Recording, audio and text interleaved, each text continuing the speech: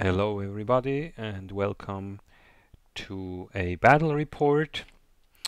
We're playing City of Death using the new missions from the most recent White Dwarf. I'm playing against Peter. I'm playing my Ultramarines and Peter is playing his Tau. And we play 1500 points. And here you can have a look at the armies. I'll have 2 tactical troops in rhinos,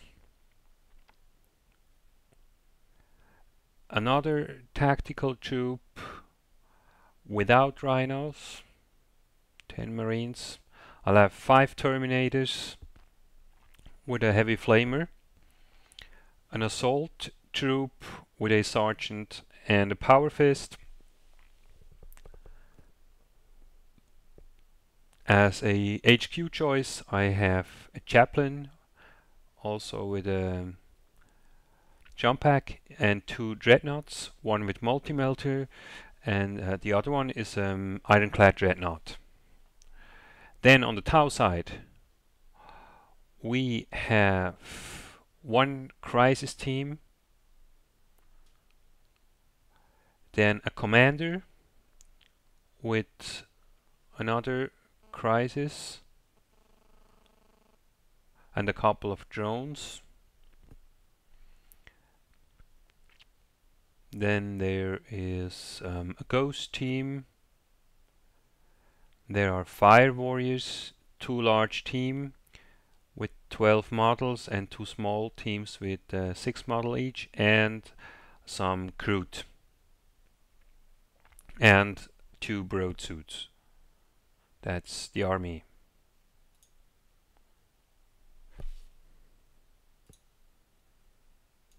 Then let's have a look at the battlefield. There's a lot of terrain because we're playing City of Death. The battlefield is quite small for 3000 points of models, but that's how it's supposed to be in City of Death. Really crowded. All the terrain is painted and both armies are also fully painted. Alright, now each player will choose 3 strategical assets from the City of Death rulebook, and after that we'll roll dice to see who can choose his deployment zone first, which will be quarters. Okay, the stratagems have been chosen, and for this building, for the landing platform, I chose the new White Dwarf option for the Marines, so all my units within 6 inches of this building can reroll hits in the assault phase, or they have to reroll actually. Then I chose 1 building which has some kind of bomb in it and will go off during a certain turn. My opponent does not yet know which building and during which turn exactly. Then the medical station in this building, which gives my Marines feel no pain, but Peter also chose the option booby traps, and in the same building as my station, medical station is, there is also a booby trap, which is not really good. And he also was able to allocate those booby traps to 4 other buildings. Then he has the ammunition dump here, which gives one of his units the possibility to reroll hits once per turn, and he has an option which gives his reserve units the chance to come over any table edge he chooses to.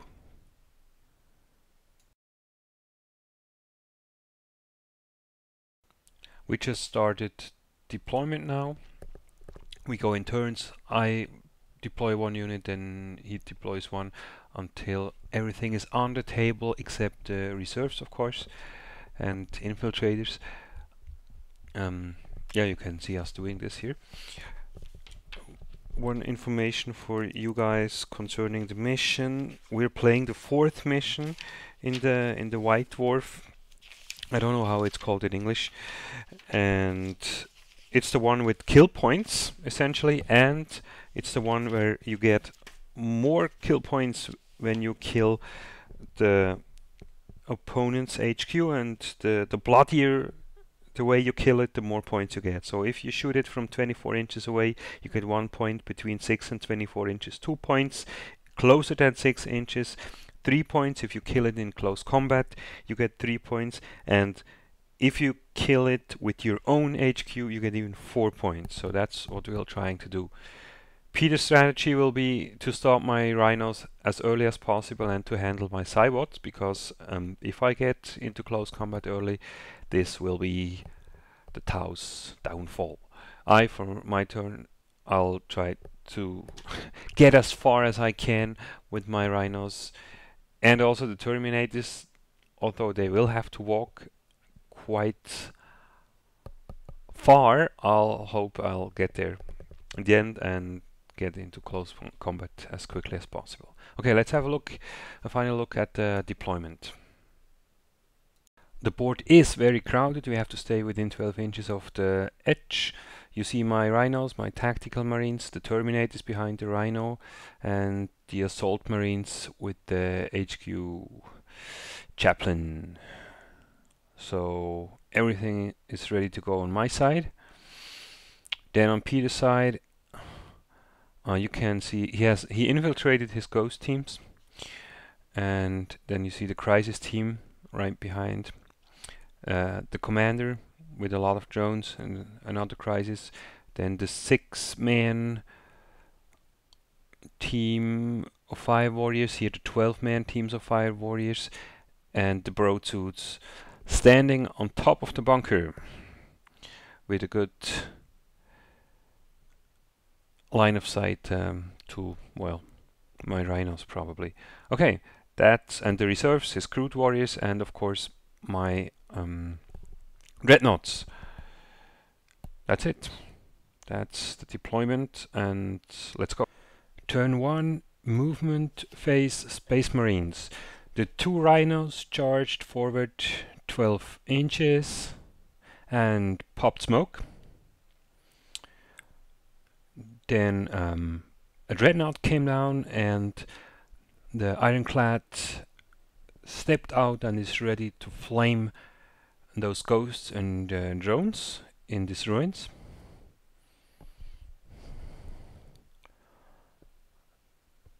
The assault marines moved forward 12 inches, 6 inches, and the Terminators, and the 3rd tactical marines also moved forward 6 inches. That's it.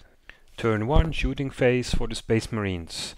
My assault squad ran 1 inch, my Terminators ran 5 inches, and the tactical squad even managed to move forward 6 inches. The Dreadnought fired his melter gun and the heavy flavor and managed to kill 2 of his ghosts. They had to do a moral check and passed. So that's actually everything for the first turn. There will be no assault, so it's turn 1 for the Tau Empire. Turn 1, movement phase Tau. The ghosts moved away from my dreadnought out of the ruins a bit. His crisis team jumped on top of the ruin, ready to shoot the dreadnought. Then his fire warriors moved forward into the terrain, and the other troop of 6 fire warriors moved towards my dreadnought because they have some nasty grenades, and his HQ also moved forward a bit. That's movement for the Tau. Turn 1, shooting phase Tau. That's always scary. So what did he do? He shot with his broadsuits. He killed my drop pod with 1 of them, and then he shot my rhino, but I made the cover safe because I popped smoke. Then his commander shot at my dreadnought, and he lost his right arm, Then the Fire Warrior team shot my Tactical Marines, killed like 2 of them, and his Crisis team and his Ghosts shot my Assault squad, and 4 of them died. So that was the shooting phase, and now there will be an assault phase for Tau. That's quite exceptional, but he will try to attack my Dreadnought with his Fire Warriors because they have some special grenades.